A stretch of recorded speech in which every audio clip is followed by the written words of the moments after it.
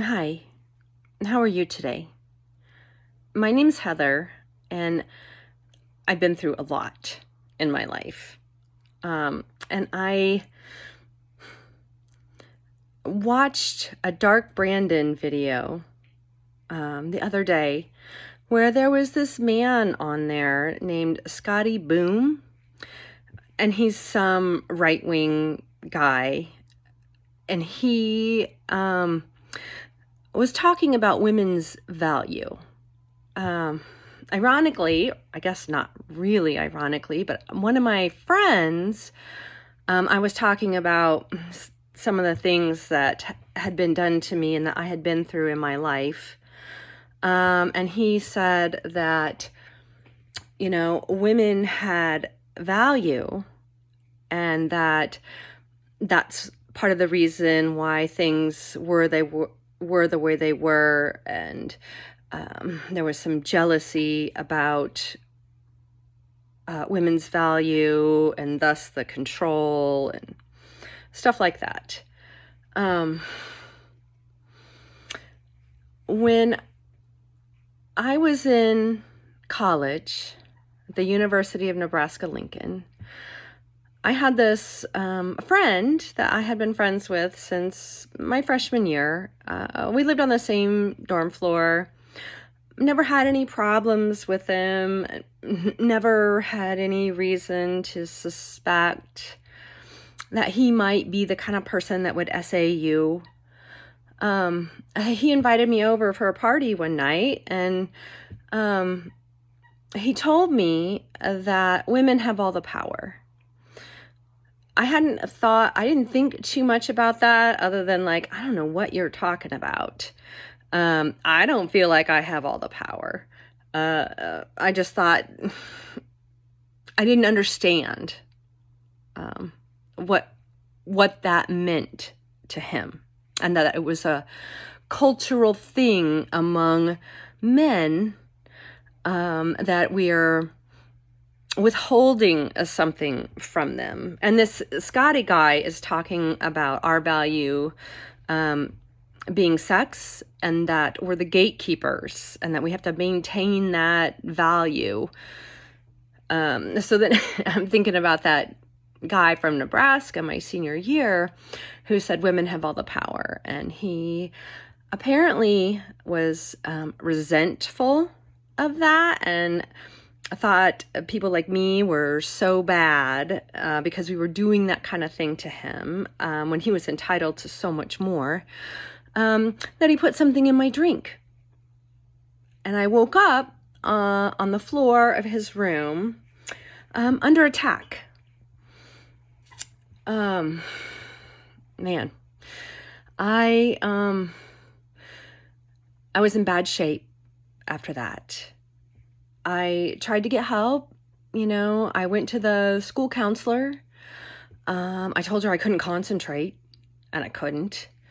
That was the third time in college that something like that had happened to me, been done to me, I should say. The first time I went to the campus police, and they told me it was my word against his, and nothing happened.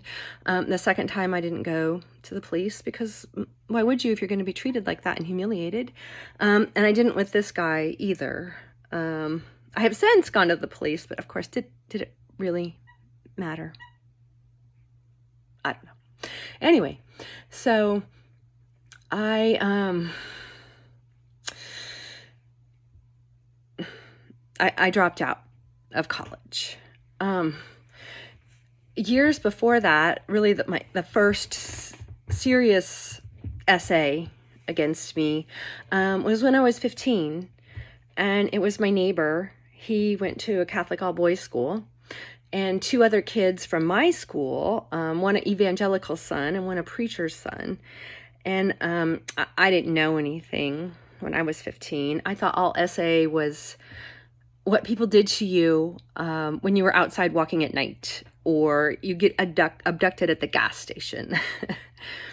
I didn't know what they were going to do. And I was experimenting with alcohol then, and they invited me over, and I'm like, oh, well, sure, that sounds like fun. I was always looking for a boyfriend at that time. Um, so they started giving me alcohol. And as I looked back on that later, I realized they weren't drinking any of it. They were just handing me glass after glass and waiting. They knew the whole time when they called me, they had a plan. They preyed on me. You know, he was my neighbor, my friend. I just wouldn't, I never suspected. I didn't know, but they did. They knew. So I go over there. Anyway, I come to in his basement on the concrete floor behind a water heater. I could hardly move. I could hardly talk. It was panic and rage. And I was like, I can't believe they're doing this to me. I can't believe they're doing this to me. I can't believe they're doing this to me. And I did the only thing I could think to do to get away. And I peed in one of those kids' mouth. Well, I woke up the next day in my bed covered in vomit. I mean, I could have died. It's just completely horrible that they did that to me. And my brother, the neighbor told my brother, who told him I was so drunk that I had peed in this kid's mouth. So they made fun of me for that when that's how I got away. And those boys, I was not there. Who I was and that I counted and had value, I wasn't there. There was a screen in front of me. And that's who they were interacting with. That they believed that I deserved that, or maybe even that as a 15-year-old virgin, that I wanted to have group sex. So, not long after that, I was probably 16. My brother was probably 14 or 15. And we're standing there in my parents' kitchen. Before I say that, I want to say about my brother. We came from a dysfunctional family. And so he and I had been really close because we were all each other we had each other, and that was it.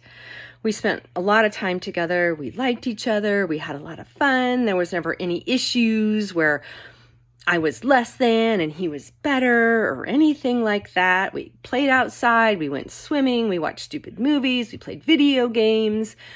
Whatever. We played with our hamsters. We were individuals. We were people to one another. So when I'm 15, 16 years, no, I'm 16, he's 14 or 15, and we're standing there in the kitchen one day, and he tells me all girls are superficial and shallow, and prudes, and teases, and sluts. And then he goes on to say that all women are prostitutes. The one has sex for cash, and the other has sex for jewelry and houses. So there's that screen again, right? This person that he had grown up with, that he had always known, was gone. I feel like he killed me that day and put this screen in front of me, where that's all he interacted with. His beliefs about me, he projected onto that screen. And that's who he interacted with. And I'm behind the screen saying, no, that's not me. Didn't matter. His projections spoke for me, about me. And it wasn't a good set of beliefs. I was not very smart, shallow. You couldn't win, right? He's talking about how we're prudes and sluts. A double bind. It's called a double bind, where you can't win, and it's what abusers do and oppressors do. I didn't know that back then, of course. And this belief that women are out to get men. It's hostile sexism. And he is saying that, women are transactional and that we're using sex to get something from men. And basically, I'm a moral degenerate. He was angry when he was telling me this. And a couple of things about him making me bad like that, and not just me, and not just him, about him making me bad like that, is that he's the victim. He's being victimized by people like me, and that we're out to get him. And importantly, he's better. He's a good person, because in comparison to bad me, he's like, me good, you bad. And that's fueling that male grandiosity. I don't want to call it male supremacy, because really it's about collective narcissism and grandiosity. So the screen is there. I keep getting essayed after I was 15 by my neighbors. My brother's telling me this. My dad is feminazis. Women are out to get men, and they shouldn't have any political voice. It's fine that men do, but women shouldn't. And and then finally, that guy in college, I dropped out. I was not in good shape after that. I was going to kill myself. I didn't think that I was going to live very long. And I thought at that point that the only thing that I had to offer was how I looked and my sexuality, that somebody would want to have sex with me.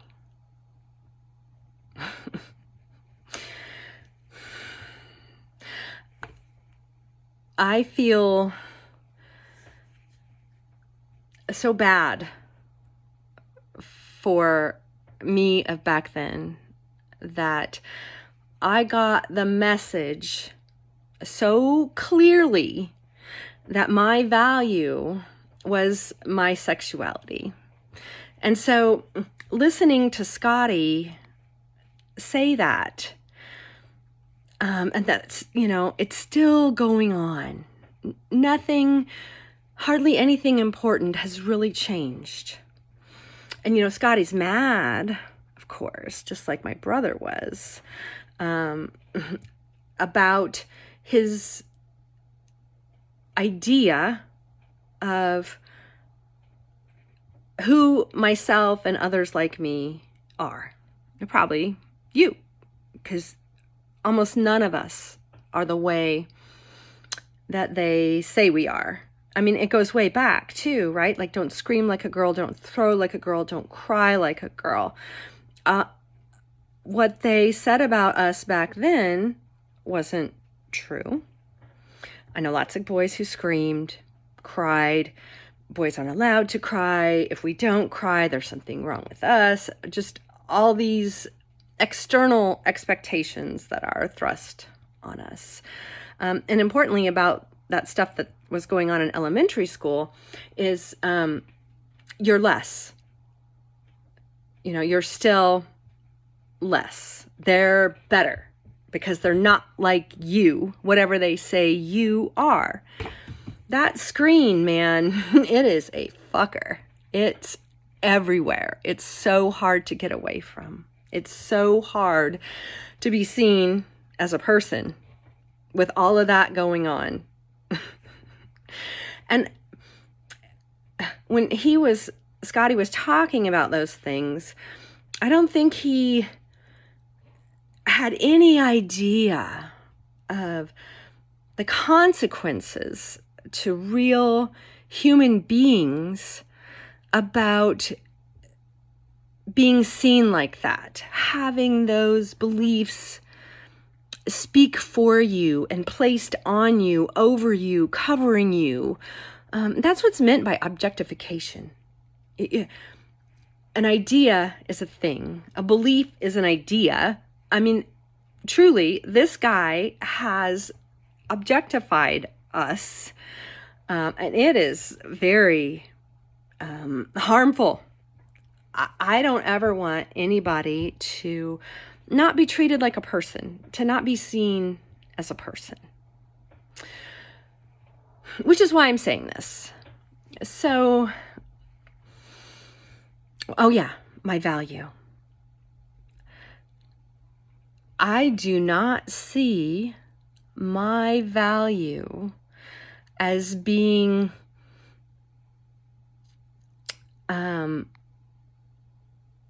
that I can offer sex. That is the least of my value, the least that I have to offer in this world and to my fellow human beings. And he said, 18, right? What was it? Feminine, fresh, and fertile, or whatever. Even when I was 18, that was not my value. Now, what to do when somebody like him actually believes that's your value? I guess say something, right? Say something that's not my value. That's not your value. We are valuable because we're people. And most of us are not manipulative. We're not playing games. We want to be in relationships. If we could find somebody that didn't put that screen in front of us and that wanted to actually have like what I had with my brother, right? You want to be with them. They want to be with you. You do stuff together. You enjoy each other's company. There's no, I'm better, you're less. If Scotty could see women as people with value, there would not, he would probably be able to find somebody and wouldn't be so angry. I mean, his beliefs are telling him that we're bad and that we're out to get him and we're using that against him. And can't we just see from his perspective? I mean, that's part of the male grandiosity package, is that can't you just see it from their perspective? All right. So, one more thing about what he said towards the end. And he's talking about how the problem with wokeism is the few taking from the many. Of course, it's true that right now, the few are the 1%, the ultra wealthy, that have amassed a huge amount of wealth since Ronald Reagan. Almost like over half of consumer spending right now is coming from like the top, 10 or 20%, because they're the only ones with money. But for Scotty, his idea of the many is white men, which he is one. And his idea of the few is this thing that Republicans have had, where they believe that the few are special interests, which special interest to them doesn't mean what it means to me. To me, I always thought special interest was like big oil, big pharma, corporations. Those were special interests, the ones that actually can pay lobbyists. But no, for Republicans, the special interests are minorities, feminists, children, people that they deem undeserving of their money. So they don't want to pay taxes because the undeserving are going to get that money, their money. Well, you know what? I pay taxes. And I'm happy to make our country better and make sure our government works for people. Regulation of big business, high tax rates for big earners. Or they could, we could do like, we're going to tax you at this percent unless your CEO, upper management pay packages are percentage-wise a far less gap than they are now. Like how it used to be. All right. I guess that's it for now. I hope you have a good day. Thanks. Bye.